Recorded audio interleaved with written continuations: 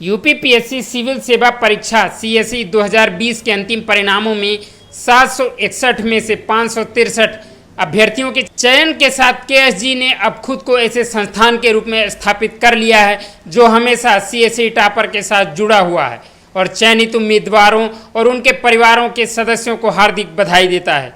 केएसजी India के संस्थापक और निदेशक डॉक्टर खान ने कहा कि यूपीपीएससी में उचित रणनीति चयन की संभावनाओं को काफ़ी बढ़ा सकती है। इसलिए हम केएसजी में यह सुनिश्चित करते हैं कि हमारी रणनीति इस परीक्षा में उत्कृष्टता प्राप्त करने में आपकी मदद करे। डॉक्टर खान, जो कि एक कुशल शिक्षक, शिक्षाविद, विद्वान, विचारक और प्रेरक व्यक्तित्व हैं, उन्होंने हमेशा सामान्य अध्ययन पर जोर दिया है। इसके चलते आए परिणामों में केएसजी से शीर्ष 100 में से 81 अभ्यर्थी चयनित हुए। टॉपर्स ने कुशल शिक्षक, अनुकरणीय 2 वर्षीय सामान्य अध्ययन कार्यक्रम उपलब्ध कराने के लिए मजबूत नींव निर्माण के लिए केएसजीआईएस संस्थान के प्रति अपना आभार व्यक्त किया। वहीं ऑल इंडिया रैंक 2 जागृति अवस्थी ने कहा कि केएसजीआईएस अपने कुशल और विशिष्ट दृष्टिकोण के साथ सिविल सेवा उम्मीदवारों के लिए सदैव समर्पित है। इसके साथ संस्थान की उन्होंने प्रशंसा भी की। जब कोई ऐसा एस्पिरेंट जिसको कोई आइडिया ही नहीं है कि कैसे शुरू किया जाए, क्या किया जाए, और ऐसे बहुत सारे होते हैं या उनको रूटीन बनाने में तकलीफ होती है, उन्हें नहीं समझ में आता कैसे पढ़ाई की जाए, तो कोचिंग में कोई बुराई नहीं है। वो आपको एक गाइडलाइन दे देते हैं, एक राह दिखा देते हैं।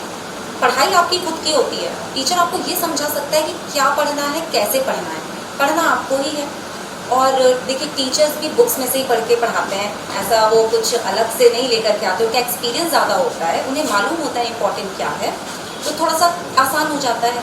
लेकिन यदि आप खुद भी पढ़ाई करते हैं तो ऑनलाइन इतने सारे यूट्यूब पर, कोचिंग वाले भी अब तो यूट्यूब पर इतने सारे वीडियोज़ अवेलेबल करा रहे हैं फ्री में कि आपको एक गाइडलाइन मिल ही जाएगी।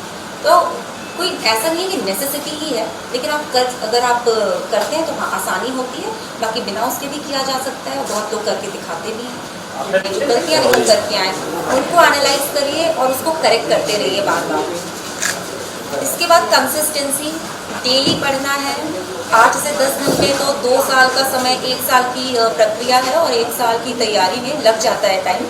तो हर दिन बिना रुके आपको पढ़ते रहना है। तो हार्ड वर्क का तो सब्स्टिट्यूट नहीं है। होप नहीं खोना है सबसे इम्पोर्टेंट। ये लंबी प्रक्रिया है, कभी कभी लगेगा कि ना करें, छोड़ दें, या क्या होना चाहिए।